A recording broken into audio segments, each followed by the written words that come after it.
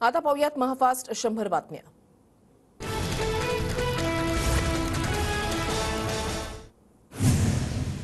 मोदींनी समोर यावं, मी 2.5 वर्षातील कामं सांगतो। मोदींनी गेल्या 10 वर्षातील कामं मला सांगावी, उद्धव ठाकरेंची मोदींवर टीका। 2.5 वर्ष ठाकरे घरी बसून फेसबुक लाईव्ह करायचे, आमचा एखादा प्रवक्ताही तुमच्या समोर 10 कामं सांगेल। उद्धव ठाकरेंच्या मोदींवरील टीकेला फडणवीसांचं उत्तर। राज्यामध्ये फक्त माझं नाणं चालणार, ठाकरेंची ही भाषा अहंकाराची। लोकलमध्येही ठाकरेंना मोदी की गॅरंटी या नाण्याचा आवाज आला असता। ठाकरेंच्या लोकल प्रवासावरून बावनकुळेंची टीका। शिवसेना नकली असायला ती तुमची डिग्री आहे का? शहांच्या गाडीमध्ये अस्सल लोक किती? सगळ्या स्टेपण्या आहेत। अमित शहांची टीकेला उद्धव ठाकरेंचं प्रत्युत्तर। मागच्या वेळेस बाळासाहेब आणि मोदींचे फोटो लावून मतं मागितली, दुसऱ्यांसोबतच सरकार स्थापन केलं म्हणून मी टांगा पलटी केला। मुख्यमंत्री शिंदेंची ठाकरेंवर टीका।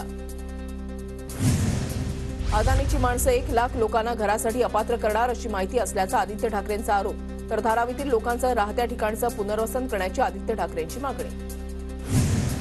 भाजपकडून मुंबई उत्तर मध्यसाठी उज्ज्वल निकम यांच्या नावाची चाचपणी, पूनम महाजन यांच्या जागी निकम यांच्या नावाची चाचपणी। चुनाभट्टीतील माहितीच्या मेळाव्याला पूनम महाजनांची अनुपस्थिती, नियोजित कार्यक्रमामुळे पूनम महाजन येऊ शकल्या नाहीत, आमदार कुडाळकरांची माहिती। शिंदे साहेबांना धर्म समजतो ते जाणते राजे, तर मोदी आणि शिंदे हे वाघ आहेत, अभिनेता गोविंदाचं वक्तव्य। माढ्यात शरद पवार गटामध्ये बंड, शरद पवारांचे विश्वासू अभय जगताप अपक्ष लढणार, उमेदवारीबाबत कोणाला विचारात घेतलं नसल्यानं पक्षावर नाराजी, अभय जगतापांची प्रतिक्रिया। सांगलीमध्ये चंद्रहार पाटील योग्य उमेदवार निवडणुकीसाठी तिकीट मागताना कोणाचा नातेवाईक असणं पुरेसं नाही, शालिनीताई पाटलांनी आपल्याच नातवाचे कान टोचले।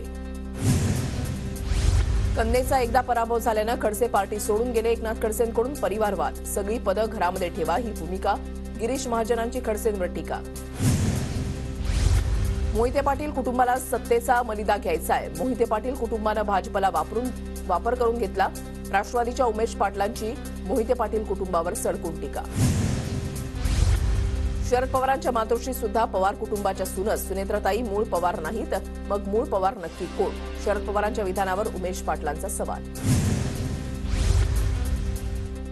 मुख्यमंत्री शिंदेंचा आज कोल्हापूर दौरा, राजेश क्षीरसागरांच्या घरी सांत्वनपर भेट देणार, तर संध्याकाळी कोल्हापूर हातकणंगलेमधील पदाधिकाऱ्यांसोबत शिंदेंची बैठक। मुंबईत मनसे अध्यक्ष राज ठाकरेंच्या उपस्थितीमध्ये आज बैठक, वांद्रे इथल्या एमआयजी क्लबमध्ये सकाळी 10:30 वाजता बैठक पार पडणार। बारामती लोकसभेच्या माहितीच्या उमेदवार सुनेत्रा पवारांचा आज मुळशी तालुक्याचा दौरा, हिंजवडीतून संवाद दौऱ्याला सुरुवात करणार। खासदार संजय राऊत आज छत्रपती संभाजीनगरच्या दौऱ्यावर, मवियाचे उमेदवार चंद्रकांत खैरेंच्या प्रचार कार्यालयाचं उद्घाटन करणार। राहुल गांधींची आज भंडाऱ्याच्या साकोलीमध्ये सभा, काँग्रेसकडून सभेची जय्यत तयारी, मवियाचे उमेदवार डॉक्टर प्रशांत पडोळेंच्या प्रचारासाठी राहुल गांधी मैदानात। काल माची आणि भावना गवळींची भेट झाली, भावना गवळी उद्यापासून प्रचारामध्ये दिसतील, मुख्यमंत्री शिंदेंची माहिती, खासदारकीचं तिकीट कापल्यानंतर भावना गवळी नाराज। यवतमाळ वाशिमच्या खासदार भावना गवळींची आज पत्रकार परिषद, पक्षानं तिकीट कापल्यानंतर भावना गवळी पहिल्यांदाच माध्यमांशी संवाद साधणार। माहितीच्या दक्षिण मुंबईच्या सर्व्हेमध्ये मिलिंद देवरांचं नाव आघाडीवर, मिलिंद देवरांचं नाव आघाडीवर असल्यानं दक्षिण मुंबईची जागा शिंदे गटाला मिळण्याची शक्यता। शिंदे गटाकडून मुंबई उत्तर पश्चिमसाठी रवींद्र वायकरांची उमेदवारी निश्चित, 2 दिवसांमध्ये अधिकृत घोषणा होणार। ईडीपासून घाबरण्याची गरज भ्रष्टाचाऱ्यांना, मोदींचा चेहरा वापरून कीर्तीकर 2दा खासदार, गजानन कीर्तीकरांच्या विरोधात भाजपा आमदार अमित साटम यांचा ट्विट करत निशाणा। माढ्यातून धैर्यशील मोहितेंची उमेदवारी निश्चित, 16 तारखेला पवारांच्या उपस्थितीमध्ये धैर्यशील मोहिते उमेदवारी अर्ज भरणार, जयसिंह मोहितेंची माहिती। धैर्यशील मोहितेंच्या उमेदवारीबद्दलचे निर्णय येत्या 1-2 दिवसांमध्ये घेतले जातील, पहिल्यांदा धैर्यशील मोहितेंच्या पक्षप्रवेशाची प्रक्रिया पार पडल्यानंतर अधिकृत उमेदवारी जाहीर करू, शरद पवारांचं वक्तव्य। माढ्यामध्ये भाजपला अजून एक धक्का बसण्याची शक्यता, आमदार रणजितसिंह मोहिते पाटीलही पवार गटाच्या वाटेवर असल्याची चर्चा, आमदारकीचा राजीनामा देण्याची तयारी, सूत्रांची माहिती। यवतमाळमध्ये मुख्यमंत्री शिंदे, मंत्री उदय सामंतांची खासदार आमदारांसोबत बंद दाराआड चर्चा, आमदारांनी आपला मतदारसंघ सांभाळावा, मुख्यमंत्री शिंदेंच्या सूचना। हिंगोलीमध्ये बाबुराव कदम कोहळीकरांचा मोठ्या मताधिक्याने विजय होईल, मतदारसंघ काय, त्यांच्या घरचा सातबारा आहे का? संतोष बांगरांची नागेश पाटील आष्टीकरांवर टीका। सोलापूर लोकसभेच्या निवडणुकीमध्ये 3 लाखांहून अधिकच्या मताधिक्याने विजयी होणार, भाजप उमेदवार राम सातपुतेंकडून विश्वास व्यक्त। सोलापूर माढा लोकसभेचे भाजपचे उमेदवार राम सातपुते आणि रणजितसिंह नाईक निंबाळकर 16 एप्रिलला अर्ज भरणार. भाजपचे नेते आणि फडणवीस उपस्थित राहणार. सुनेत्रा पवार, शिवाजीराव आढळराव आणि सुनील तटकरे 18 एप्रिलला उमेदवारी अर्ज भरणार. बारामती, शिरूर, रायगडसाठी 7 मे रोजी मतदान पार पडणार. गादीचा मान ठेवत उदयनराजेंच्या विरोधात साताऱ्यामध्ये उमेदवार देऊ नका. साताऱ्यामध्ये भाजपचा खासदार निवडून येईल. आमदार जयकुमार गोरेंची प्रतिक्रिया. सावनेरमध्ये माफिया राज संपवण्याची मुहूर्तमेढ रोवायची आहे. दादागिरी संपवण्यासाठी लोक आपल्यासोबत. फडणवीसांचं नाव न घेता श्यामकुमार बर्वे आणि सुनील केदारांवर निशाणा. उत्तर मुंबई लोकसभा मतदारसंघाची माहितीची बैठक पार पडली. बैठकीमध्ये लोकसभा निवडणूक तयारीचा आढावा घेण्यात आला. उत्तर मुंबई मतदारसंघातून पियुष गोयल माहितीचे उमेदवार. लोकसभा निवडणुकीसाठी भाजपकडून प्रचार गीत जारी. भाजप प्रदेशाध्यक्ष बावनकुळेंच्या हस्ते पुण्यामध्ये प्रचार गीत जारी. भाजप युवा मोर्चाकडून प्रचार गीताचा संयोजन. धारावीचा विकास करणं हेच नरेंद्र मोदींचं स्वप्न. मोदींना कायम धारावीच्या विकासाबाबत विचारतात. राहुल शेवाळेंचं वक्तव्य. 2019 मध्ये अजित पवारांच्या सहमतीनं सामसा भाजपमध्ये प्रवेश. धाराशिवमधील माहितीच्या उमेदवार अर्चना पाटलांचे पुत्र मल्हार पाटलांचा गौप्यस्फोट. राष्ट्रवादी फोडण्याचं षडयंत्र 2019 पासून सुरू होतं का? धाराशिवचे मवियाचे उमेदवार ओमराजे निंबाळकरांचा अजित पवारांना सवाल. बीडच्या माहितीच्या उमेदवार पंकजा मुंडेंकडून मतदारसंघामध्ये प्रचार दौरा सुरू. परळीमध्ये पंकजा मुंडेंनी मुस्लिम बांधवांना ईद निमित्त शुभेच्छा दिल्या. प्रकाश आंबेडकरांच्या भूमिकेचा भाजपला फायदा होणार. वंचित आणि एमआयएमला मतदान करू नका. महात्मा गांधीजींचे पंतू तुषार गांधींचं मतदारांना आवाहन. सांगलीमधील जिल्हा काँग्रेस कार्यालयावरील काँग्रेस शब्द कार्यकर्त्यांनी हटवला. विशाल पाटलांना उमेदवारी न मिळाल्यानं काँग्रेस कार्यकर्ते आक्रमक. विशाल पाटलांना सांगलीतून लोकसभा उमेदवारी न दिल्यानं काँग्रेस कार्यकर्ते आक्रमक. मिरजमधील काँग्रेस कमिटी बरखास्त करण्याचा पदाधिकाऱ्यांच्या बैठकीमध्ये ठराव. जळगावच्या रावेरमध्ये शरद पवार गटामध्ये बंडखोरीची शक्यता. उमेदवारी न मिळाल्यानं माजी आमदार संतोष चौधरी नाराज. सूत्रांची माहिती, संतोष चौधरी अपक्ष लढण्याची शक्यता. अकोल्यामध्ये आजपासून भाजपचे उमेदवार अनुप धोत्रेंच्या प्रचाराला सुरुवात. खोलेश्वर इथल्या महादेवाचं दर्शन घेऊन फोडला प्रचाराचा नारळ.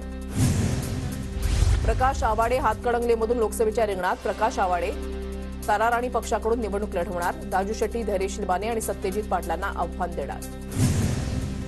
ओबीसी बहुजन पार्टीकडून यशवंत गायके बीड लोकसभेसाठी रिंगणामध्ये. टीपी मुंडे यांच्या नेतृत्वामध्ये बीडची निवडणूक लढवली जाणार. शालेय शिक्षण मंत्री दीपक केसरकरांकडून शिर्डीमध्ये साईबाबांचं दर्शन. कोकणातील प्रसिद्ध हापूस आंबा साईंच्या चरणी अर्पण. सर्वोच्च न्यायालयाच्या आदेशानंतर एसबीआय निवडणूक रोख्यांविषयीची माहिती निवडणूक आयोगाकडे सादर. मात्र कायदेशीर बाबींवरील खर्चाचा तपशील देण्यास बँकेचा नकार. कल्याण डोंबिवली पालिका हद्दीमध्ये एमएमआरडीएकडून 360 कोटींचे 24 काँक्रीट रस्ते, तर पालिकेतर्फे 7 काँक्रीट रस्त्यांची कामं सुरू. प्रस्तावित कामं पावसाळ्यापूर्वी पूर्ण करण्याचे आयुक्तांचे आदेश. मुंबईतील गोरेगावात डॉक्टर बाबासाहेब आंबेडकर जयंतीनिमित्त भीमगीतांचा कार्यक्रम. संजय निरुपमांची कार्यक्रमाला उपस्थिती. सांगली लोकसभा मतदारसंघासाठी नामनिर्देशन पत्र दाखल करण्यास आजपासून सुरुवात. निवडणूक विभाग तसंच जिल्हा प्रशासन, पोलीस प्रशासन सज्ज. लोकसभा निवडणुकीच्या पार्श्वभूमीवर नांदेड जिल्ह्याच्या सीमेवर पोलिसांची नाकाबंदी. जिल्ह्यामध्ये येणाऱ्या वाहनांची पोलिसांकडून तपासणी. राज्य उत्पादन शुल्क विभागाची देखील करडी नजर. डॉक्टर बाबासाहेब आंबेडकरांच्या जयंती दिनी मध्य आणि पश्चिम रेल्वेकडून दिवसकालीन मेगा ब्लॉक. अभियांत्रिकी आणि देखभाल दुरुस्तीच्या कामासाठी मेगा ब्लॉक घेण्यात येणार. खरेदीदाराला घराचा ताबा उशिरा मिळाल्यास विकासकाकडे व्याजाची मागणी करता येणार. मुंबई उच्च न्यायालयाचा निर्णय. महारेराकडे प्रलंबित खरेदीदारांना दिलासा. आज खारघर, तळोजा आणि उल्वे नोडमध्ये पाणीपुरवठा बंद. हेटवळे धरणाच्या जलवाहिन्यांची दुरुस्ती होणार. नागरिकांना पाणी जपून वापरण्याचं आवाहन. गेल्या काही दिवसांपासून मुंबईमध्ये तापमानाचा पारा वाढला. कोणत्याही सुरक्षेविना उन्हामध्ये फिरल्यास उष्माघाताचा त्रास होण्याची शक्यता. नागरिकांनी काळजी घेण्याची गरज.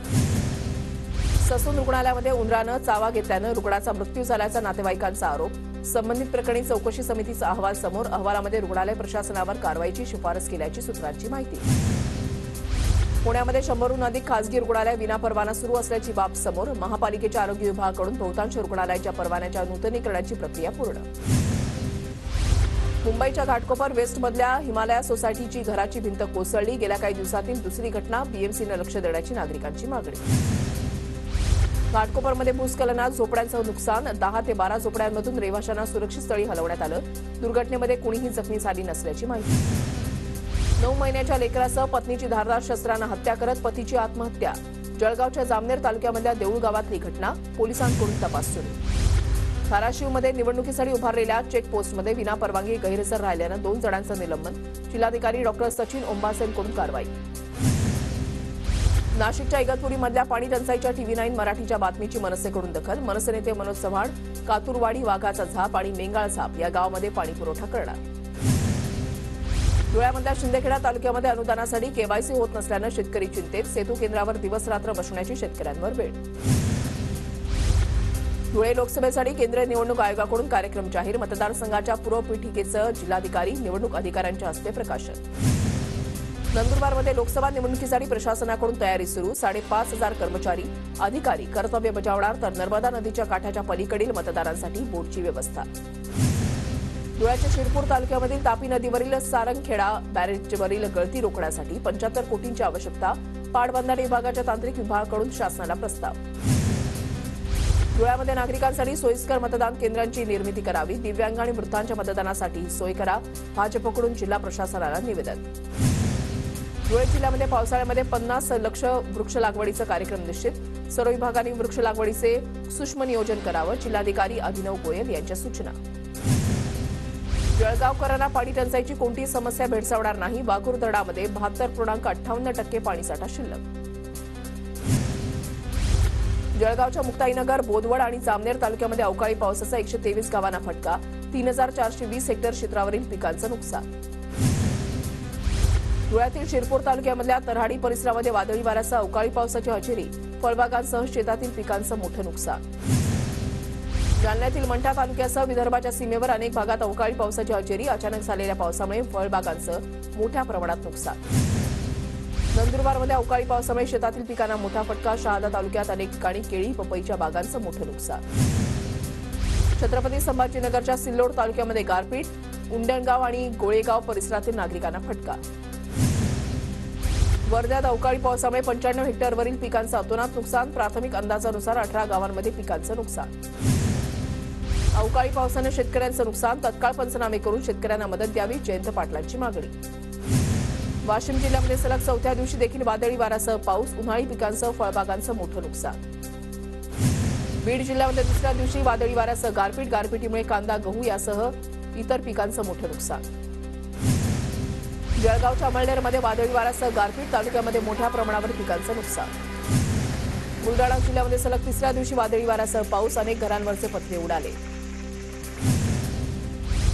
आवक घटल्यानं मुंबई कृषी उत्पन्न बाजार समितीमध्ये बटाट्याच्या दरामध्ये वाढ. घाऊक बाजारामध्ये बटाट्याला 20 ते 25 रुपये प्रति किलोचा दर. 13 दिवसानंतर नाशिकच्या लासलगाव बाजार समितीमध्ये कालपासून कांद्याचे लिलाव सुरू. कांद्याला प्रति क्विंटल सरासरी 1,500 रुपयांचा भाव. नाशिकच्या येवल्यामध्ये माथाडी कामगार, कांदा व्यापारी आणि शेतकऱ्यांमध्ये राडा. माथाडी कामगारांनी खासगी कांदा लिलाव बंद पाडल्यानं हाणामारी झाल्याची माहिती.